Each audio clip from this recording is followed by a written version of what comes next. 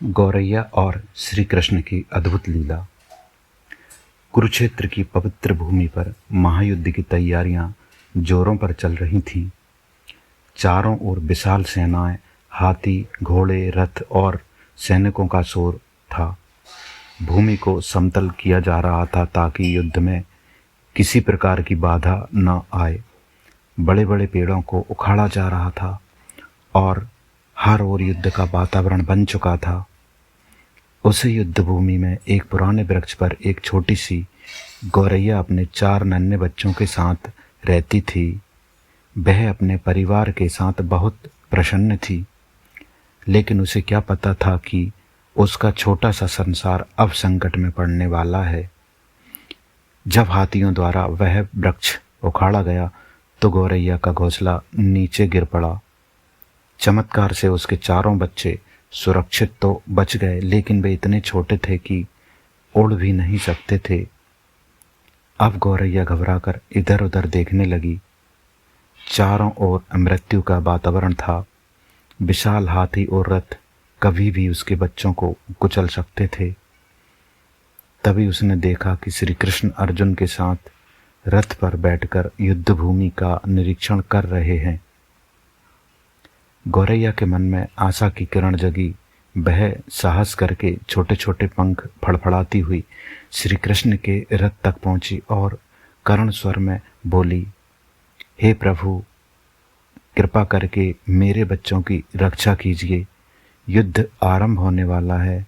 वे छोटे हैं, उड़ नहीं सकते, वे कुचल दिए जाएंगे। श्री कृष्ण ने प्रेम से उसकी ओर देखा और बोले, मैं तुम्हारी पीड़ा समझता हूँ, पर प्रकृति के नियमों में हस्तक्षेप नहीं कर सकता।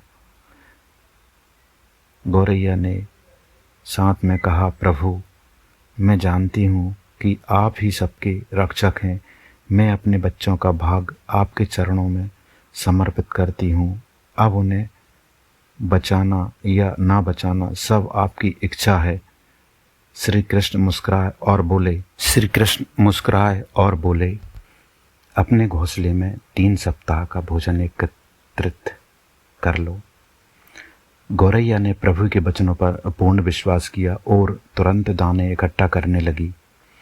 2 दिन बाद शंखनाद हुआ और महाभारत का भीषण युद्ध आरंभ हो गया। चारों ओर बाणों की वर्षा, हाथियों की चिघाड़, रथों की गर्जना और योद्धाओं का रणघोष गूंज उठा।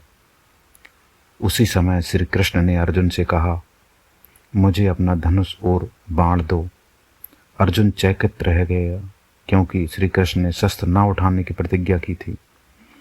फिर भी उसने श्रद्धा से धनुष सौंप दिया। श्री कृष्ण ने एक हाथी की ओर बाण चलाया, परंतु बाण हाथी को घायल करने के बजाय उसकी गर्दन में बंधी घंटी से टकराया और घंटी टूटकर नीचे गिर गई।